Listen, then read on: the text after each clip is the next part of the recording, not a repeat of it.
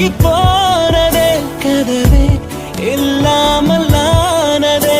இனிமேல் நம் வீட்டிலே பூங்காற்றுதான் தினம் வீசுமே.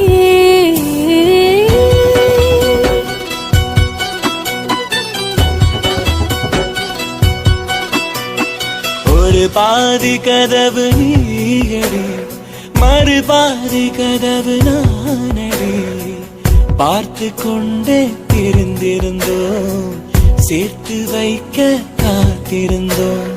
ஒரு பாதி கதவு நீயடா, மறுபாதி கதவு